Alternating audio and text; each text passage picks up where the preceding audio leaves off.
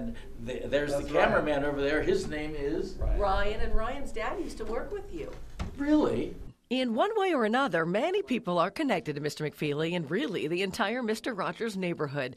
That's why radio station WWGH in Marion invited Mr. McFeely to town. And there's another reason as well, a sweater drive.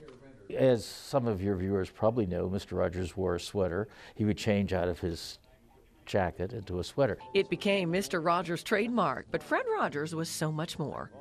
He was very uncomfortable. He was comfortable with who he was, and that is probably the whole lesson for Mr. Rogers' neighborhood. He wanted children to be who they are. Mr. McFeely was a big part of that neighborhood, but the actor admits he never thought the show would be as big as it was or last as long as it did.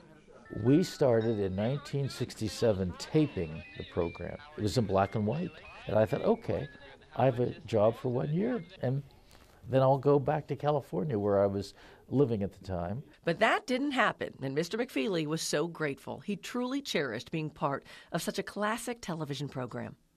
If you love what you do, you never work a day in your life.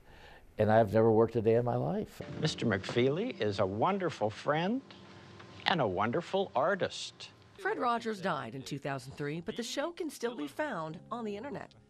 I hope that parents who are watching this interview, who also watch Mr. Rogers' Neighborhood, would introduce their children and grandchildren to Mr. Rogers. People surprise us in this life. I think it's important to look for what people are able to do.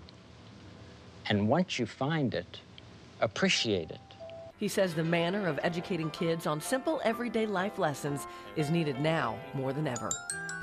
And one more time, I have to have you say. Oh, okay. Speedy delivery. Yep, some things are definitely worth repeating. Mindy Dreyer, NBC4.